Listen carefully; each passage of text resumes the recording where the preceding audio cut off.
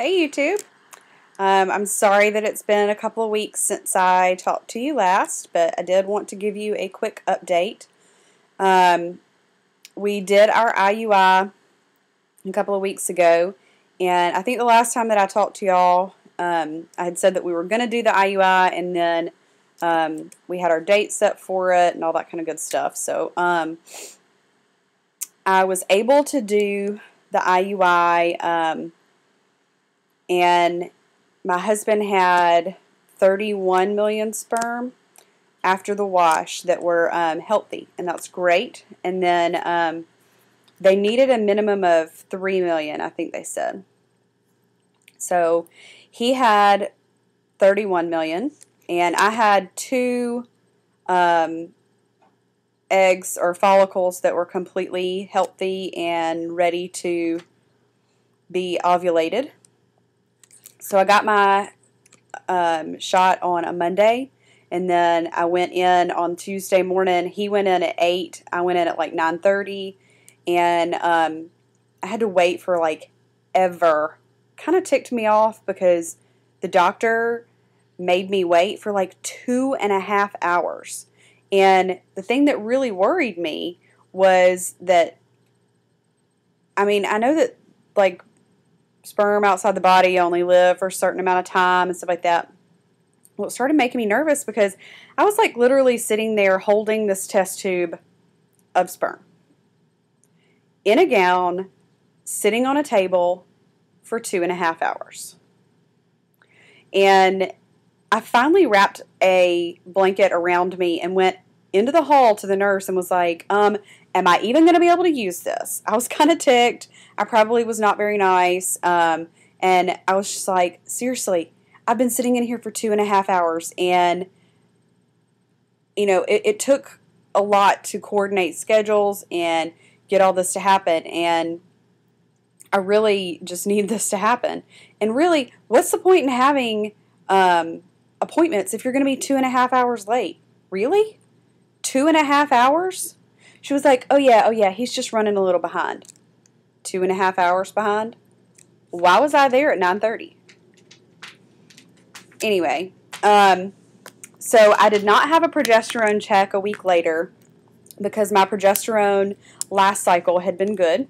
So I did go in on the 27th of December, and I had been spotting for 2 days, and I told them, you know, I think today is going to be cycle day, really a cycle day 1, but I guess technically because of the, I mean, it was a little more than spotting, but it wasn't so much like AF. So anyway, I told him that, and I was like, you know, I'm crampy, and I'd rather go ahead and do my baseline blood work. So when I went in to do it, you know, they took all my blood and they did my ultrasound.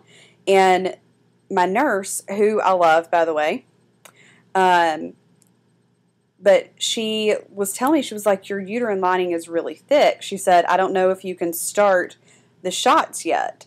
Because the plan was that if this previous cycle did not work, then we were going to do Femera and Follistim and a trigger shot and another IUI. So that was kind of the plan. She was like, I don't know if they'll let you start it with your uterine lining being so thick. It just has not shed off enough, you know. She said if you had not gotten so many negative pregnancy tests, because I had tested like literally every day, because I was trying to see when the HCG shot got out of my system. So I had like 10 or 12 negative tests. And at this point, I was 14 days past IUI, negative test at home, and I had bought the super sensitive 10 microunit, milliunit, whatever they are, from earlypregnancytest.com. And I thought, well, surely if that's negative, then, and I've been bleeding, I'm not pregnant. Au contraire, muy frere. She called me at like 2:45 that afternoon on the 27th and said, you're pregnant. Surprise! It worked. Pregnant. My HCG level was a 14. I think because looking at my charts, and I'm going to try to see if I can get a screen capture of my chart, but I think looking at my charts, that the 2 days that I had that little bit of bleeding, I think that was implantation spotting. But I'm not real sure because I'm not like a chart expert or anything. So, anyway, the HCG level was a 14. My progesterone was like a 17, something like that. So they said, you know, your progesterone's low. Let's go ahead and put you on a progesterone supplement, because I ended up taking progesterone 3 times a day when I was pregnant with my daughter. So they started me on 200 milligrams of progesterone. I'm continuing my aspirin, which I was already on, and continuing my prenatal vitamin and everything. So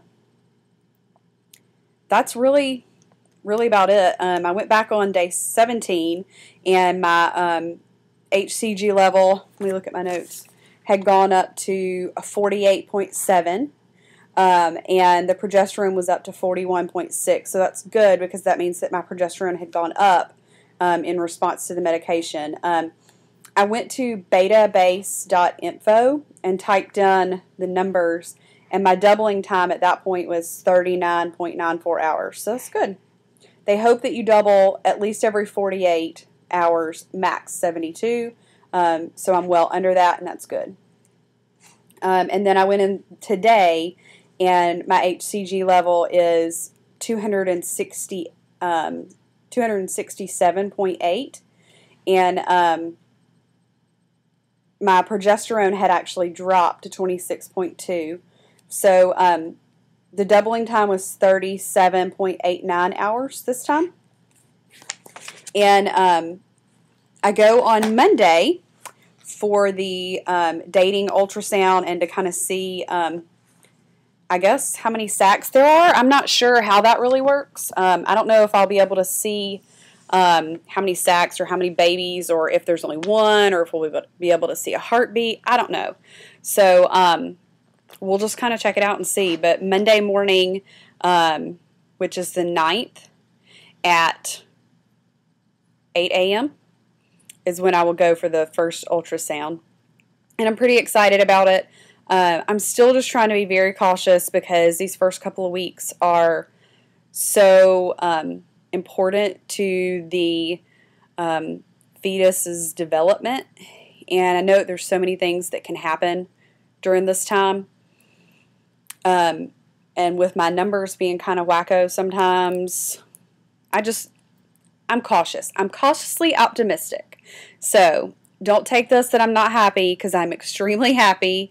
I have not posted it on Facebook yet, but I probably will post it on Facebook after we have the ultrasound on Monday, as long as everything looks good on Monday. I apologize for the lighting in here. I didn't think about turning on the overhead light. So I guess that's about it. I guess results from IUI number 1 and cycle number 8 of trying. We're pregnant. Yay! All right. I will try to keep updating a little bit more, and I will also try to do a my first pregnancy vlog very quickly too. So I hope y'all have a great evening, and talk to you soon.